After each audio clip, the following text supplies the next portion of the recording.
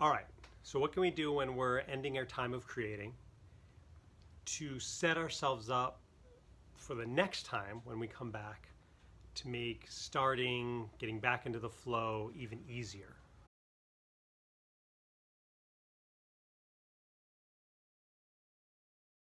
An object in motion tends to stay in motion, an object in rest tends to stay in rest, right? So we're writing, we're creating, we're in the flow, we go whatever, half hour, an hour, hour and a half, 2 hours, and then all of a sudden it's time to stop, right? And for me, I can tell you when I was writing Space Spiders on prom day and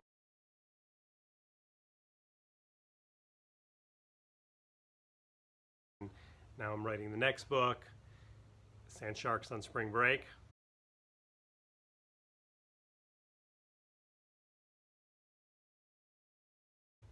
The most I can usually do is 2 hours. Every once in a while it'll be a little bit, but I like hit the 2 hour mark and I'm just like done. That's what I could do for the day, right? Which is fine. Family, life, go on to other things, all good. But I've found for myself and other people I've talked to and learned from that there's things I can do when I'm winding down, when I'm stopping, that'll assist me with getting back into the game. Some of it I call setting myself up for success, right? So Neil Donald Walsch, nonfiction writer, that is if you really believe he did have a conversation with God, then it might be fiction to you.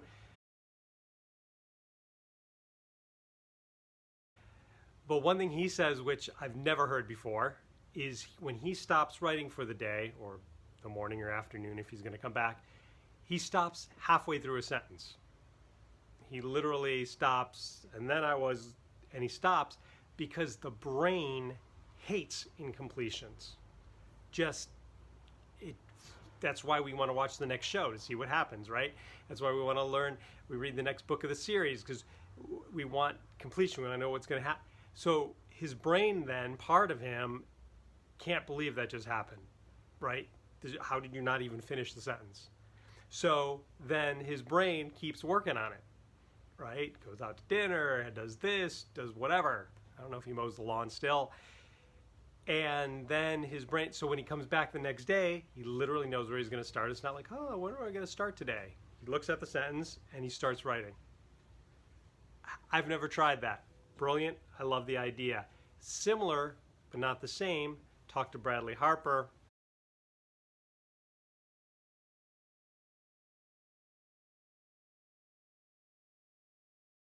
Award-winning author. We had an author-to-author conversation. It was really fantastic. I'll include the link below if you want to check it out. 72 minutes, creativity, inspiration, moving beyond distractions, procrastinations, and he's a warm-hearted, awesome guy that writes a thriller that's a little scary, spooky. Go figure, right? We all different. So he says when he gets done writing on his computer, he writes on his computer, then he goes to pad of paper, not sure if it's a journal or just leaf paper, but he goes to pad of paper and he writes down the idea, that his next idea. They're going to do this, we're going to do this, we're going to go to this scene, cut to whatever location, and then he leaves that on his computer. So then he goes off, lives his life for the day, comes back, looks at that piece of paper, oh yeah, that's where I'm at, boom, boom, boom, boom, boom, right? And if you watch the interview, he'll expound on that a little bit, and it's basically, you want to cut down the idea of what am I doing? What's going on next? You want to continue the flow, right? So for myself, what I've found, two things that may be very, very helpful is I just often reread, the paragraph that I finished writing, right? I reread that paragraph and that can get me in the flow. The second thing I'll sometimes do is just start writing. If I read that paragraph, the last two paragraphs, and nothing quite clicks, or I think something clicks, I'm not quite sure, just start. I think they're going to do this, I'm not so sure, but da-da-da-da, and then this, and then all of a sudden then it kicks in. So then on the rewrite, when I go back, there's going to be a couple sentences I'm going to have to take out or change up. But I find just writing, starting, it kicks in. And don't start with, I don't know what to write, I'm not sure. Bad affirmation, bad. I don't like to call things bad, but that is a bad affirmation. Want to go with, I think this is going to go. I wonder what's going to happen. I think they're going to do this. I can see them doing this.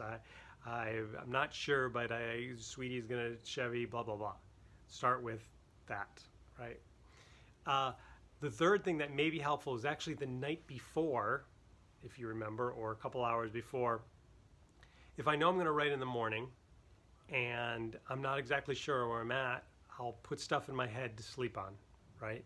So I'll go to my computer, read 1-2 paragraphs, 1 or 2 pages, and get the feel for it, see what's going on. Sometimes, and I totally don't make this an agreement with myself, but sometimes an idea will come right then, right? So I'll write down 1 or 2 or 3 sentences, right? But I don't try and force that on myself. It's more like I consider those bonus sentences or bonus paragraphs, right? Because sometimes when I read my work, nothing comes to me, and I don't want to go, oh, nothing came to me usually, or sometimes things do. That doesn't help. So my intention is to read this, get it percolating inside my head, go to sleep. Oftentimes then when I wake up, boom, it comes right out. So enjoy, set yourself up for success, try something new, enjoy the flow.